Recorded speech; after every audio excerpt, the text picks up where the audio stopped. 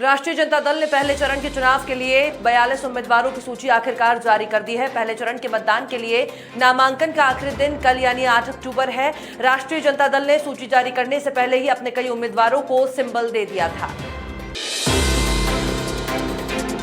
रिया चक्रवर्ती को एनसीबी ने 8 सितंबर को गिरफ्तार किया था। रिया को गिरफ्तार करने से पहले उनके साथ कड़ी पूछताछ की गई थी। वो पहले तो कई दिनों तक सीबीआई से पूछताछ के लिए चक्कर काटती रही और फिर बाद में जब इस मामले में एनसीबी की एंट्री हुई तो अचानक से एक्शन काफी ज्यादा बढ़ गया। हाथरस कांड में प्रवर्तन निदेशालय ने दावा किया है कि यूपी में दंगा भड़काने के लिए मॉरिशस से फंडिंग की गई थी। इस खुलासे पर मुख्यमंत्री योगी आदित्यनाथ ने कहा कि हम किसी भी साजिश को सफल नहीं होने देंगे। हम किसी के भरोसे के साथ किसी को भी खिलवाड़ करने की इजाजत नहीं देंगे।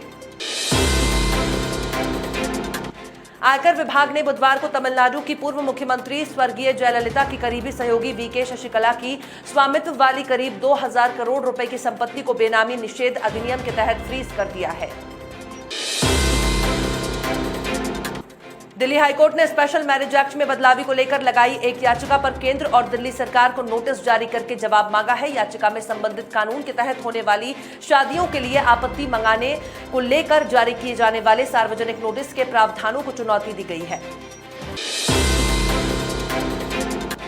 बीते साल 30 अप्रैल को भोपाल के मशहूर पर्यटन स्थल मनुआभान टेकरी में 12 साल की बच्ची की लाश मिलने से सनसनी फैल गई थी। दरअसल बच्ची कोचिंग की बात कहकर 3 लोगों के साथ कोईफिजा स्थित मनुआभान टेकरी घूमने गई थी।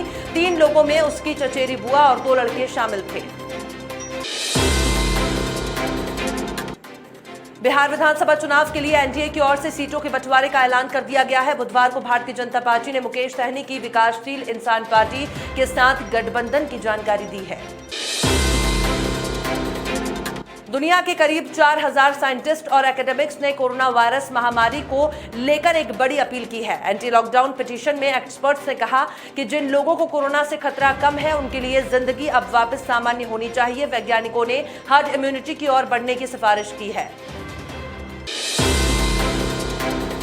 भारतीय रेलवे त्योहारी सीजन की तैयारियों में जुट गया है। यही वजह है कि बीते कुछ दिनों से स्पेशल ट्रेनों के फेरे को बढ़ा दिया गया है। अब रेलवे ने रिजर्वेशन चार्ट को लेकर भी अहम फैसले लिए हैं। दरअसल भारतीय रेलवे ने 10 अक्टूबर से दूसरा आरक्षण चार्ट तैयार करने के लिए पहले के सिस्टम को बहाल करने का फैसला किया है। आपको बता दें कि कोरोना काल में इस सिस्टम को रोक दिया गया था।